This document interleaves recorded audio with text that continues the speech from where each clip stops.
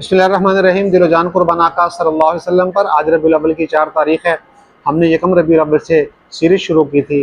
رسول اللہ صلی اللہ علیہ وسلم کے سیرت کے مختلف پہلو آپ لوگوں کے سامنے پیش کر رہے تھے۔ اسی سلسلے کا چوتھا پروگرام ہے۔ ہم آج دیکھیں گے رسول اللہ صلی اللہ علیہ وسلم کا غیر مسلموں کے ساتھ برتاؤ۔ رحمت عالم غیر مسلموں کے لیے کیسے آپ علیہ السلام رحمت بن کر آئے۔ ہم اگر تاریخ کا مطالعہ کریں اور قرآن پاک کو ہم پڑھیں تو مختلف اقوام کے اللہ تعالیٰ نے واقعات بیان کیے ہیں۔ انبیاء کرام کا ذکر فرمایا، ان کے اقوام کا ذکر فرمایا۔ انبیاء کرام نے آ کر لوگوں کو تلقین کی، دین کی طرف بلایا۔ جو لوگ ایمان لے آئے وہ تو فلاح پا گئے، جو ایمان نہیں لائے تو کچھ وقت کے بعد انبیاء کرام نے بد دعا کی اور وہ قومیں برباد ہوگی اور تباہ ہلاک ہو گئی۔ قوم نوح کا ذکر ہے، قوم عاد کا ذکر ہے، قوم ثمود کا ذکر ہے، دیگر اقوام کا ذکر ہے جو ہلاک اور برباد ہو گئی۔ آخر میں آپ علیہ السلام تشریف لائے۔ آپ علیہ السلام نے بھی دین کی دعوت دی، تبلیغ کی، لوگوں کو دین کی طرف بلایا، اسلام کی طرف بلایا۔ جو لوگ ایمان لے آئے فلاح پا گئے، صحابہ کرام بن گئے، اور جو ایمان نہیں لائے آپ علیہ السلام ان کے لیے بھی دعا فرماتے رہے۔ کبھی غیر مسلموں کے لیے آپ نے بد دعا نہیں کی۔ آپ علیہ السلام کا غیر مسلموں کے ساتھ انتہائی خوبصورت اور پیارا سلوک تھا۔ بڑا شاندار آپ علیہ السلام کا رویہ اور برتاؤ تھا۔ ابو جہل آپ علیہ السلام کا بدترین دشمن تھا، سخت ترین مخالف تھا۔ آپ علیہ السلام بارہا ان کے پاس جاتے رہے اور بار بار ان کو دعوت دیتے رہے، بلکہ آپ علیہ السلام نے دعا فرمائی کہ یا اللہ عمر بن حشام اور عمر بن خطاب ان میں سے کسی ایک کے ذریعے اسلام کو شان و شوکت عطا فرما۔ تو حضرت عمر فاروق کے حق میں دعا قبول ہوئی، وہ ایمان لے۔ ابو جہل جو ہے وہ ایمان سے محروم رہا، اس کے باوجود بھی آپ علیہ السلام ان کے پاس جاتے رہے، دین کی تبلیغ کرتے رہے، لیکن وہ ایمان نہیں لایا۔ ابو لہب آپ کے سگے چچا، وہ بھی آپ کے بدترین دشمن تھے، آپ علیہ السلام ان کو بھی ایمان کی دعوت دیتے رہے۔ حالانکہ آپ علیہ السلام کی 2 صاحبزادیاں ابو لہب کے 2 بیٹوں کے نکاح میں تھیں، اور جب آپ نے ان کو دین کی تبلیغ کی، آپ پر وحی آئی اور آپ نے ابو لہب کو، ان کے صاحبزادوں کو اسلام کی طرف بلایا، تو وہی ابو لہب نہ صرف آپ کا بدترین مخالف بن گیا، بلکہ اس نے اپنے بیٹوں سے کہا کہ وہ محمد صلی اللہ علیہ وسلم کی بیٹیوں کو طلاق دے، اور اس ظالم نے اپنے بچوں سے کہہ کے آپ علیہ السلام کی صاحبزادیوں کو طلاق دلوائی۔ لیکن اس کے باوجود آپ علیہ السلام تبلیغ فرماتے رہے، ایمان اور اسلام کی طرف ان کو بلاتے رہے۔ جب آپ علیہ السلام مدینہ تشریف لائے تو مدینہ میں آپ علیہ السلام کو ایک نئے گروہ کا سامنا کرنا پڑا، یہود کا، اور وہ بھی آپ علیہ السلام کے شروع سے ہی مخالف بن گئے۔ آپ علیہ السلام ان کے ساتھ اچھا برتاؤ کرتے رہے۔ آپ علیہ السلام نے مدینہ میں آ کر ان کے ساتھ ایک معاہدہ کیا جس کو میثاق مدینہ کہا جاتا ہے، اور اس معاہدے میں آپ علیہ السلام نے یہودیوں کو پورے رائٹس اور پورے حقوق دیے کہ وہ اپنے دین پر عمل کر سکتے ہیں، اپنے دین کے مطابق شادیاں، اپنے دین کے مطابق عبادات، رسم و رواج، طور طریقے اختیار کر سکتے ہیں، ان کو مکمل حقوق آپ نے دیے۔ تو یہ غیر مسلموں کے ساتھ آپ کا برتاؤ تھا، آپ کا حسن سلوک تھا۔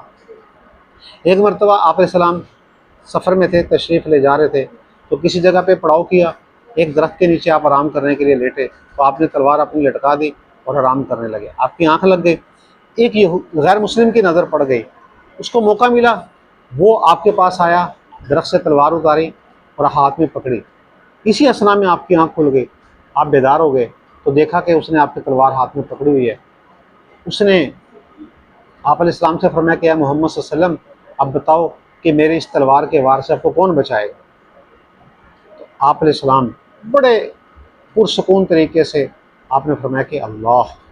آپ نے لفظ اللہ اس انداز میں ادا کیا کہ اس کافر پر کپکپاہٹ طاری ہو، وہ کانپنے لگا اور تلوار اس کے ہاتھ سے گر گئی، اور اس میں دوبارہ اٹھانے کی ہمت نہیں ہوئی۔ آپ علیہ السلام بڑے متانت کے ساتھ آگے بڑھے، آپ نے تلوار اٹھائی اور فرمایا کہ اب تم بتاؤ کہ میری اس تلوار کے وار سے تمہیں کون بچائے گا؟ اس کے بعد وہ معافی مانگنے لگا اور کہا کہ آپ مجھے معاف فرما دو۔ آپ علیہ السلام نے، حالانکہ وہ یوں سمجھے کہ آپ پر قاتلانہ حملے کے لیے بالکل تیار کھڑا تھا، اور ایسی صورتحال میں جب دوسرا قابو پا لے تو پھر اس کو اختیار ہوتا، جو مرضی اس کے ساتھ برتاؤ کرتے۔ آپ اس کی گردن اڑا دیتے تو آپ پر حرف نہ آتا، کوئی اعتراض نہ کر سکتا، کیونکہ پہل اس نے کی تھی۔ لیکن پیغمبر عالم نے کیا فرمایا کہ جاؤ، میں نے تمہیں معاف کیا، اس بندے کو معاف کر دیا، رخصت کر دیا۔ اسی طرح فتح مکہ تو غیر مسلموں کے ساتھ حسن سلوک کی ایسی مثال ہے کہ تاریخ عالم اس کا نمونہ پیش نہیں کر سکتے۔ وہ لوگ کہ جنہوں نے 13 سال مکہ میں آپ کو ستایا، 8 سال مدینہ میں آپ کے ساتھ جنگیں لڑتے رہے، 21 سال جو آپ کے بدترین دشمن تھے، مخالف تھے، آپ کو تنگ کر رہے تھے، حتیٰ کہ آپ کی جان کے درپے تھے، آپ پر قاتلانہ حملے کی، آپ کے ساتھ جنگیں لڑیں، جب آپ کو اللہ نے موقع دیا اور آپ نے غلبہ پایا، آپ وہ سر جھکا کے کھڑے ہیں اور آپ فاتح کی حیثیت سے ان کے سامنے ہیں۔ آپ نے ان سے سوال کیا کہ بتاؤ اب میں تمہارے ساتھ کیا برتاؤ کروں؟ تو انہوں نے کہا کہ آپ کریم باپ کے بیٹے ہیں، آپ شریف انسان ہیں، ہمیں آپ سے اچھے سلوکی کی امید ہے۔ تو آپ علیہ السلام نے ان کو معاف فرما دیا، اور کیا فرمایا؟ کہا کہ لا تثریب علیکم اليوم، جاؤ آج کے دن میں تم سے کوئی بدلہ نہیں لیتا، ان کو معاف فرما دیا۔ تو غیر مسلموں کے ساتھ آپ کا ایسا سلوک تھا۔ اگر آپ علیہ السلام جو یہ آپ کے دشمن تھے، مکہ کے قریش، مدینہ کے یہود، اسی طرح قرب و جوار کے جو قبائل تھے جو ایمان نہیں لائے تھے، اسی طرح طائف کے بنو ثقیف کے لوگ جو آپ کے بدترین دشمن تھے، آپ علیہ السلام اگر ان کے لیے ہاتھ اٹھا دیتے تو شاید ایک کافر بھی زندہ نہ بچتا، ہلاک ہو جاتا۔ طائف کا واقعہ دیکھیں، آپ علیہ السلام تشریف لے کے، اب وہ جو سردار تھے ان کے 3، انہوں نے لوفر لفنگے لڑکے آپ کے پیچھے لگا دیے، جو آپ کو پتھر بھی مار رہے ہیں، آپ کا استہزاء بھی کر رہے ہیں، آپ کو برا بھلا بھی کہہ رہے ہیں۔ آپ علیہ السلام باغ میں آ گئے، فرشتہ تشریف لے آیا، اور انہوں نے کہا کہ آپ حکم دیں، یہ پہاڑوں کا فرشتہ میرے ساتھ ہے۔ حضرت جبرائیل آئے، پہاڑوں کا فرشتہ ساتھ ہے، فرمایا یا رسول اللہ یہ پہاڑوں کا فرشتہ ساتھ ہے، آپ حکم دیں یہ طائف کی وادی کو بلند لے جائے، اونچائی پر لے جائے، اور پھر ان کو نیچے پٹکے اور ان کو مسل کر رکھ دے۔ آپ نے فرمایا کہ یہ مجھے نہیں جانتے کہ میں کون ہوں، اگر یہ مجھے جانتے تو میرے ساتھ ایسا سلوک نہ کرتے۔ اور آپ نے ہاتھ اٹھائے اور بجائے بد دعا کرنے کے ان کے لیے دعا فرمائے کہ یا اللہ، یا اللہ ان کی آنے والی نسل وہ ایمان لے آئے، یہ تو نہیں شاید ان کی آنے والی نسل ایمان لے آئے۔ اور پھر اپنی عاجزی اور بے بسی کا آپ علیہ السلام نے اظہار فرمایا۔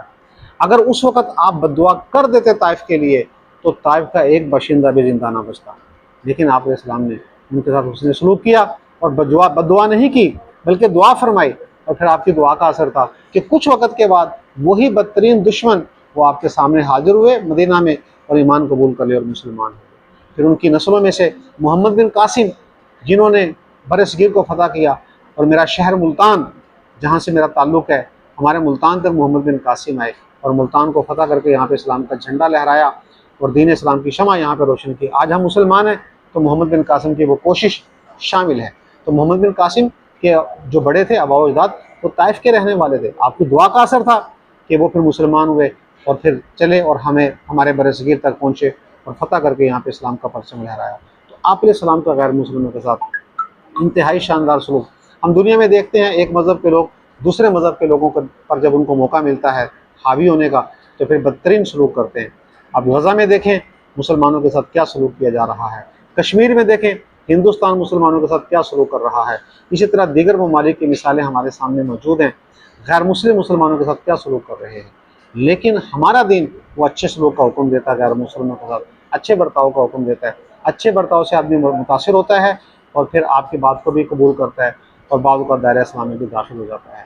تو آپ اسلام کی سیرت ہمیں یہ پیغام دیتی ہے کہ ہم تمام انسانوں کے ساتھ اچھا برتاؤ کریں، اچھا سلوک کریں۔ کروڑوں درود آقا صلی اللہ علیہ وسلم پر، فدا کا ابی و امی یا رسول اللہ صلی اللہ علیہ وسلم۔